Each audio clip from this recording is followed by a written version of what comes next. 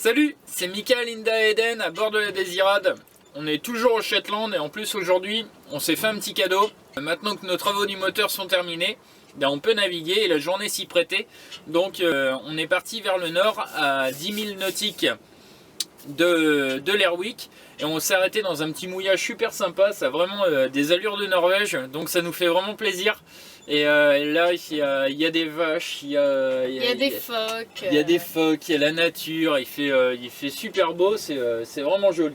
Froid mais beau. Voilà, il fait froid mais beau, mais c'est vraiment joli. Et alors cette vidéo, elle est pour tout le monde bien sûr, mais c'est génial, ça nous fait vraiment plaisir. Il y a la classe de 5e du collège La Salette. Il s'est rapproché de nous pour... ils ont un projet à l'école. Ils ont dans leur programme un travail à faire sur le voyage.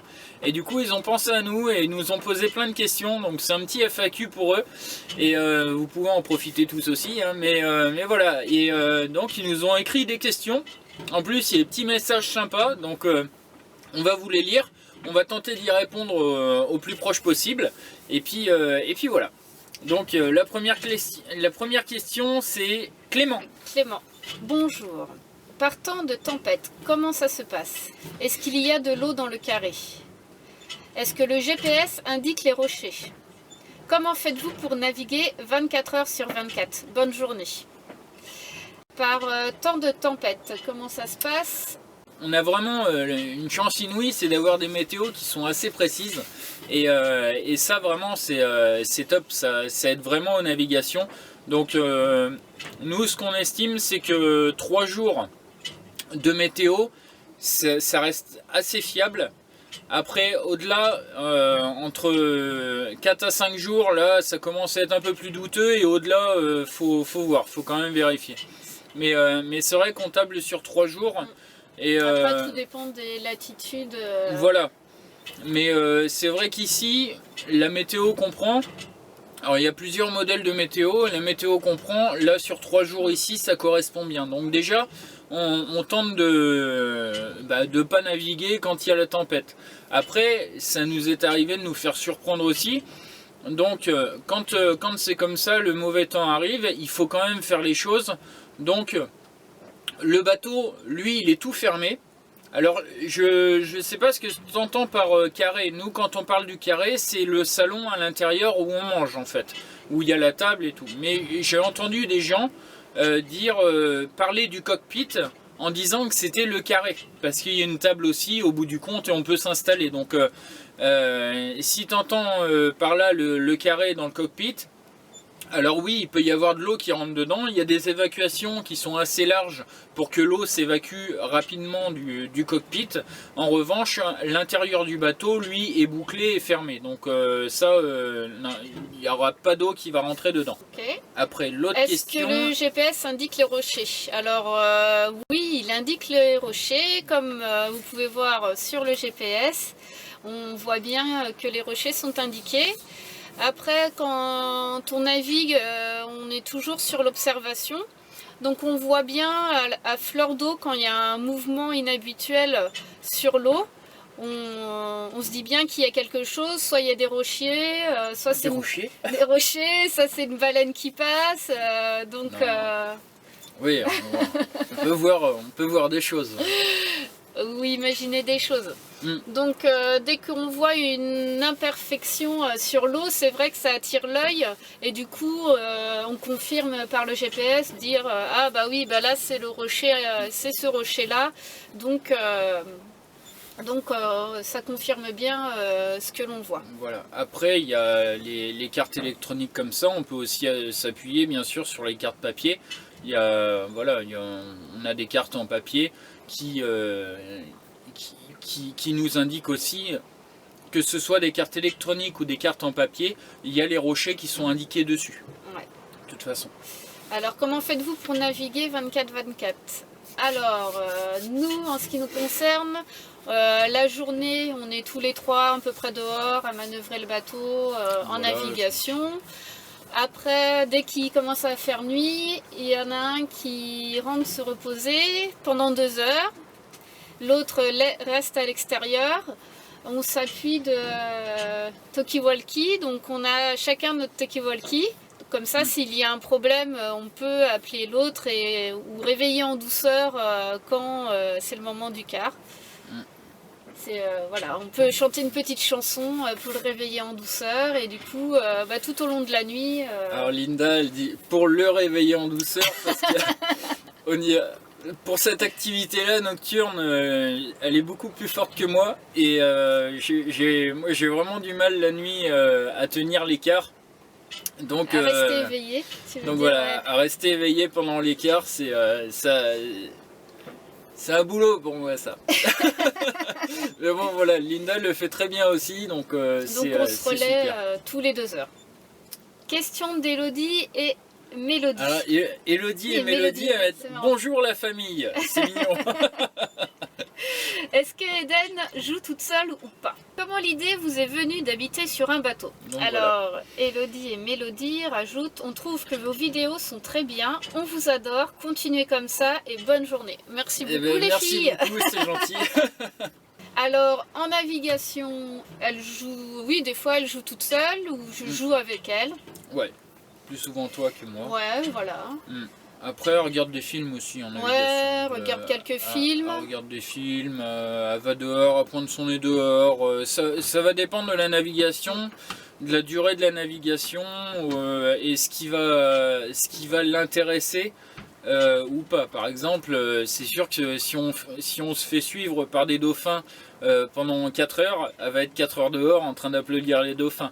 Après, s'il se passe pas grand chose, voilà. Oui, ça... c'est vrai qu'elle s'ennuie vite à l'extérieur, donc elle essaye de pêcher. Ouais. Mais bon, faut que les poissons ils viennent vite parce que l'ennui arrive rapidement. Après, elle s'occupe beaucoup aussi avec Jaya, donc. Elle passe beaucoup de temps. Elle passe beaucoup de temps avec elle.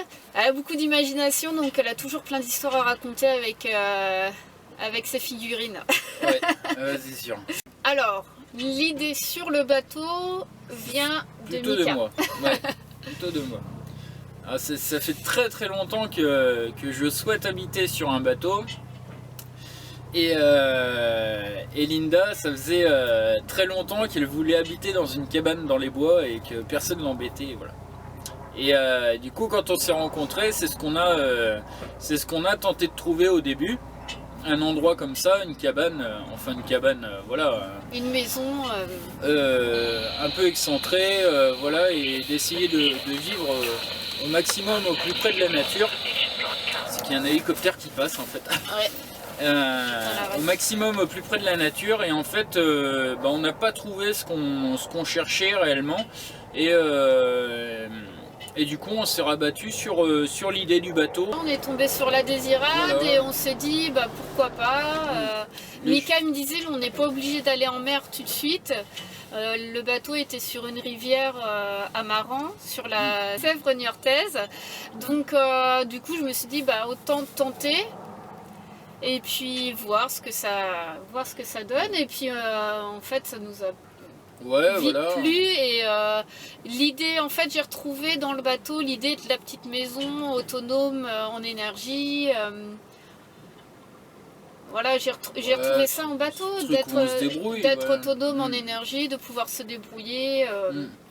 Donc ça m'a plu quoi. Et puis en plus que ça bouge quoi. Ouais voilà. Donc, et comme on aime voyager. On voyageait tous les deux avant même chacun de nos côtés, comme on voyageait aussi avant, tout s'est mis, tout est bien tombé comme ça en fait. Oui, alors une question de Corentin. Bonjour, comment fait le chien pour écouter et ne pas sauter dans l'eau et ne pas courir après les oiseaux? Comment faites-vous pour avoir le Wi-Fi et avoir l'électricité en mer? On pense très fort à vous et bon voyage, merci, au revoir. Alors ça c'est vraiment sympa comme petit mot. Alors le chien c'est Jaya. Oui, elle est sourde, donc la question elle est pertinente. Comment on fait? Alors on tente avec Jaya de lui parler avec un espèce de langage des signes qu'on a inventé avec elle. Donc il y a quelques trucs qu'elle comprend, mais de toute façon dans les intentions, dans nos visages, parce que bon elle est pas aveugle, alors ça va, elle voit, plus ou moins ce qu'on attend d'elle. Pour qu'elle obéisse, ça va pas mal. Et puis elle est plus souvent sur le bateau. Après dans la rue ou quoi, elle est tout le temps en laisse. Si on n'est pas à bord, elle est tout le temps en laisse. Alors non, elle ne saute pas à l'eau, et pour cause. Quand elle était toute petite, on lui mettait un harnais et on voulait pas justement qu'elle saute à l'eau. La première fois, au début, on avait peur qu'elle saute à l'eau justement. Et du coup, pour éviter ça, elle avait son petit harnais et je lui avais mis une longe, une laisse assez longue. Je l'ai laissé dehors comme ça avait l'air d'aller. Le temps de rentrer dans le bateau et de ressortir, je voyais plus la chienne. Et en fait, il se trouve qu'elle était passée par-dessus bord, mais elle était attachée avec son harnais, donc ça va, une chance que c'était pas un collier. Et en fait, elle était comme ça le long du franc-bord, donc le long de la coque, reliée par la laisse. Donc j'ai suivi la laisse et puis j'ai trouvé le chien. Et puis en fait, elle était au-dessus de l'eau comme ça. Et elle la voyait pas à cette époque-là. Non, elle avait juste peur. Et c'est un oiseau sur l'eau. Et elle avait juste peur. Du coup, je l'ai récupéré, je lui ai fait un câlin, et puis tout le reste du temps après, elle a jamais sauté du bateau. Il fallait tout le temps qu'on la monte et qu'on la descende du bateau en fait. Elle saute pas toute seule. Après, courir après les oiseaux, elle le fait pas vraiment. Les oiseaux, ils viennent pas se poser sur le pont quand elle est dehors parce que ça, voilà, ils le font pas, ils prennent pas le risque. En revanche, Jaya, elle est vraiment intriguée ici, c'est par les phoques. Il y a des phoques dans le port où on est, dans la marina où on est. Elle pourrait passer des heures à les regarder et ça la fascine. Elle est vraiment, je sais pas si la canne à pêche, elle demande s'il n'y a pas du poisson au bout, parce que oui, on est en navigation là, hein, on est c'est très lent, mais du coup c'est sympa, on se laisse pousser vers l'Airwick et c'est vraiment agréable, et du coup on en profite pour pêcher. C'est pour ça, alors on a pris deux poissons déjà, un troisième qu'on a remis à l'eau, il avait l'air trop petit, puis il avait l'air sympa, donc on l'a remis à l'eau. Donc ouais, Jaya, elle est vraiment intriguée par les phoques. Pardon. Alors comment on fait pour avoir le wifi et l'électricité en mer? Alors déjà, on va commencer par l'électricité. On a des panneaux solaires qui produisent de l'électricité. Donc ça fait 2 fois 60 watts et ça couvre largement ce qu'on utilise en mer, à savoir les instruments de navigation, la lumière à l'intérieur, les petites choses du quotidien, voilà quoi. Donc charger un ordinateur portable ou une tablette ou un téléphone, voilà. Avec un téléphone satellite ou un petit modem qu'on branche sur un ordinateur, il est possible d'avoir internet et de pouvoir recevoir surtout la météo. C'est dans ce sens-là que c'est intéressant.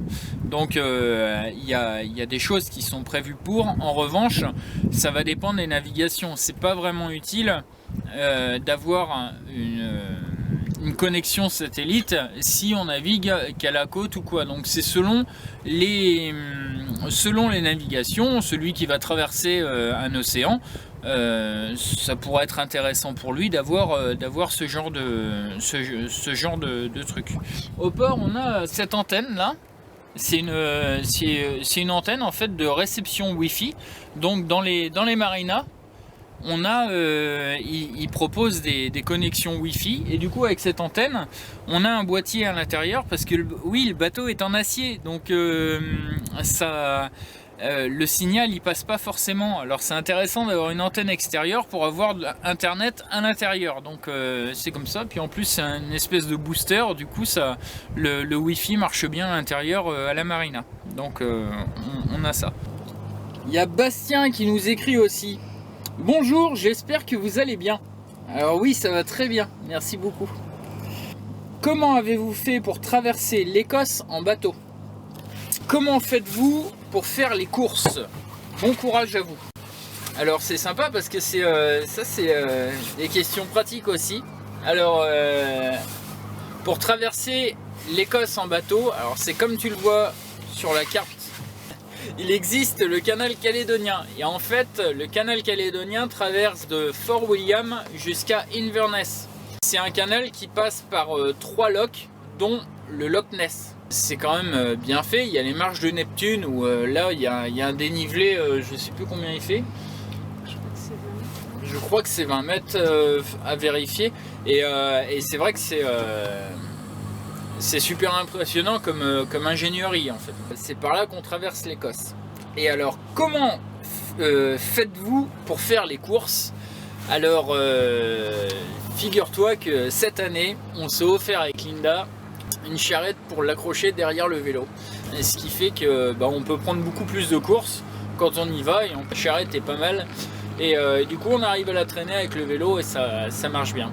Alors après il y a des endroits où les magasins ils livrent aussi. Donc ils ont l'habitude de livrer au port, ils livrent directement les bateaux. On fait les courses en magasin, voilà, après ils le stockent et ils nous les ramènent à l'heure qu'on demande. Alors après il y a des magasins qui font payer ce service, d'autres ça inclut, ça nous rend bien service.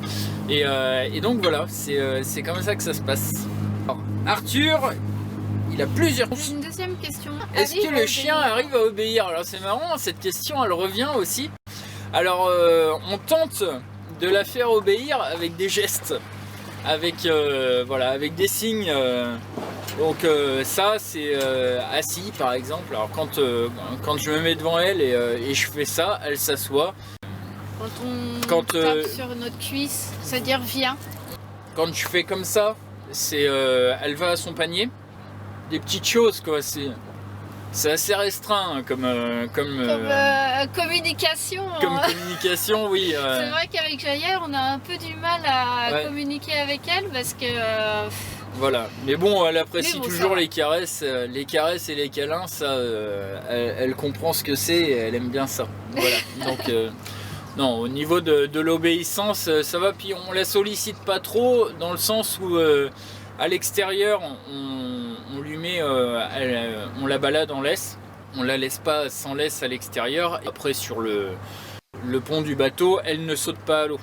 Voilà, est-ce qu'elle obéit? Combien de temps avez-vous mis pour construire le bateau? Alors c'est pas nous qui l'avons construit le bateau, c'est un chantier. C'est un chantier qui a fait la coque et c'est un monsieur qui a aménagé le bateau, qui lui a mis un gréement, qui lui a mis le gréement, le mât. Il a reçu la coque, il a monté ça chez lui dans son jardin. Et nous on est les seconds propriétaires de la Désirade. Voilà, et du coup on continue à bricoler le bateau tout le temps, il y a des choses à améliorer, à réaménager, on a changé le gréement, tout ce qui est tout le mât a été changé.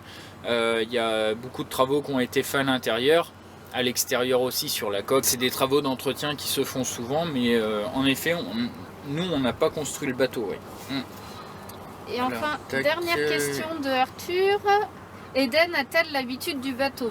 Alors, voilà mes questions, au revoir. Ouais, c'est marrant. Alors, Eden a l'habitude du bateau dans le sens où elle est pas née dessus, mais presque. Oui, on habitait déjà sur le bateau avant d'avoir Eden. Et du coup, quand elle est née, après l'hôpital, elle est venue à bord. Et puis la première navigation qu'a fait Eden, elle était âgée de 6 mois. Et on était allé à Jersey, donc dans les îles anglo-normandes. On était parti de Saint-Malo, là où Eden est né, jusqu'à Jersey. Voilà. Bon. Ouais. Moi, je veux surveiller la ligne.